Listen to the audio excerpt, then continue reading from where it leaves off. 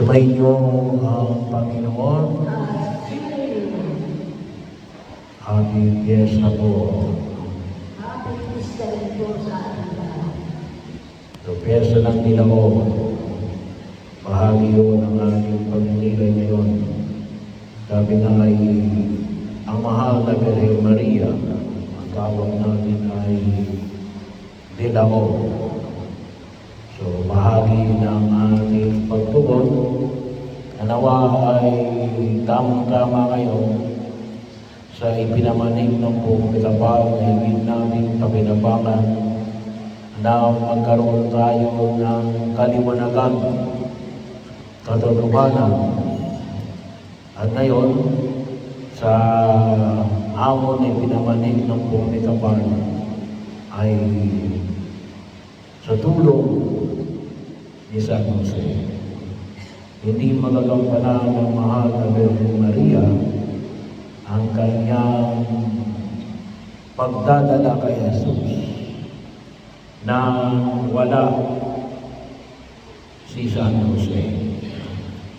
Kaya bahagi yung nakakibat ng ating pagninilay ngayon ay si San Jose na katulad ni Maria ay tumugon sa paanyaya na ipinahayag ng ating Panginoong Jesucristo. Yung ating pong kasalukuyang Papa, Pope Francisco, ay may mahalagang pagkilala kay San Jose. Isa nating barangay ay nasa kanyang pangalan. Bahagi yun ng patuloy na pagtugon sa biyaya upang magkaroon ng kaganapan ang pagliligtas ng Diyos, ang pagkakatawang tao ng Diyos. Tatlong bagay yun. Una, makita natin yung alin. Katulad ni Maria, si San Jose ay alin. Sumunod sa kalooban ng Diyos. Sumunod sa kalooban ng Diyos. Ano ba yung kalooban ng Diyos sa iyo at sa akin? Ang buhay ko ba ngayon ay isang pagtugon sa kalooban ng Diyos? Ano ang kalooban ng Diyos na ipinakita ko kay San Jose? Well, ang gusto ni San Jose alin? Nung mabalitaan niya na si Maria ay nagdadalang tao at alam niya hindi siya ang ama, anong gusto niya sanang gawin? Iwalayan na lamang si Maria para bahagi yun, na hindi mailagay sa alanganin si Maria at si Jesus, na maaari umantong sa kamatayan. Sinong panahon na yun? Kapag ikaw ay nakiapin, ang parusa na pwedeng ibigay sa iyo alin? Kamatayan. Ang batuhin hanggang mamatay. Eh baka pag tinanong si Jose, iyo ba yan? Itaong matuwid si Jose. Kaya ang kanyang balak, iwanan na lamang si Maria. Pero may ibang balak ng Diyos. Anong balak ng Diyos? Pakasalan mo si Maria. Ang kinin mo ang lalang ng Espiritu Santo. Ikaw ang tumayo bilang ama ng mananako. Bahagi yun. Makita natin alin, napakalaking pagbabago nun sa buhay na ipinakita ko natin sa buhay ni San Jose. Pagkakataon na nakita talaga natin yung kalooban ng Diyos, maging maliwanag natin kung tayo ay tumutugon sa kalooban ng Diyos, tunay na rin magiging ganap at kasiya-siya ang ating buhay. Kasi bakit? Itong pagkahak natin sa daigdig na ito yan eh. Ito yung kalooban ng Diyos. Alam niyo ngayong panahon na ito, kuminsan hindi yun ang nasa isip ng tao eh. Ang nasa isip ng tao, paano ako yayaman? Paano ako makakaalis sa aking kahirapan? Pero para kay San Jose, anong kanya? Ano yung kalooban ng Diyos? At hindi lang para sa kanya yung kalooban ng Diyos. Inuna niya ang kalooban ng Diyos. Inuna niya. Hindi panghuli. Kung isa ginagawa natin na wala na tayong ibang choice, kaya yun na lamang yung kalooban ng Diyos. Hindi. Sa kanya, inuna niya yung kalooban ng Diyos. Tinugunan niya yung panawagan ng Diyos sa pamamagitan ng anghel. Saan? Sa kanyang panaginip.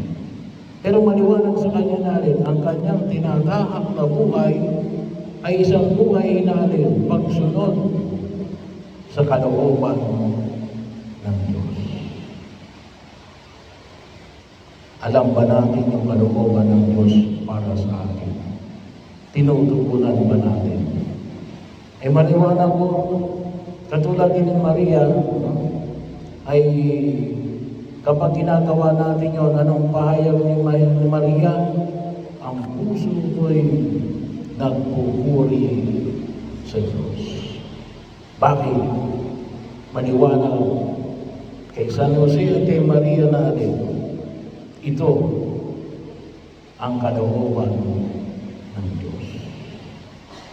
Pangalawa,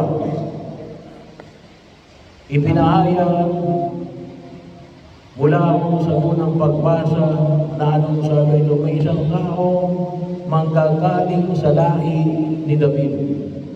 Isang taong matuwid, si Maria at saka si Jose.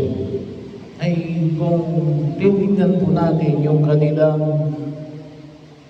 mga pinanggalingan, ay pareho mula sa lahi ni Haring David. Pareho silang mula sa lahi ng itinuturing natin na isa sa pinakamahalagang tao sa bayan ng Israel. At anong sabi? Well, matuwid. Matuwid. Kaya nga, yung kanyang desisyon na alin, na kung maaari, iwalayan niya na lamang si Maria. Bakit? Kasi ayaw niya na mapahamak si Maria. Alam niyo, kung minsan may mga tao ang tingin sa sarili ay righteous. Pero nagpapahamak sa kapwa. Ang tunay na matuwid, hindi nagpapahamak sa kapwa. Gumagawa ng paraan para iligtas ang lahat. At sa buhay ni San Jose, ipinakita niya yung kanyang pagsunod sa kalooban ng Diyos bilang isang matuwid. Ano yun? Matuwid ng ama ng tahanan. Ginapang niya si Maria at si Jose. Si Maria at si Jesus. Ginapang ni San Jose. Bilang alin? Bilang isang mabuting asawa at ama na turing kay Jesus. Sa pamamagitan ng pagiging isang mabuting karpentero. Yun ang kanyang paghahanap buhay, maringal na hanap buhay para buhayin ang anak ng Diyos sa pamamaraan ng kanyang naisip at kakayanan ng kaya. So bahagi yun at sa kanyang pangangalaga, ipinakita niya sa pagkilos niya bilang isang mamamayang Hudyo na ginampanan niya ang kanyang tungkulin bilang isang mabuting mananampalataya.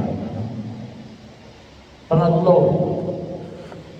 si San Jose Ayalin, tahimik na naglilingkod. Not a single word was uttered by Saint Joseph. Wala kayong makikita sa banal na kasulatan na salitang binanggit ni San Jose. No? Wala.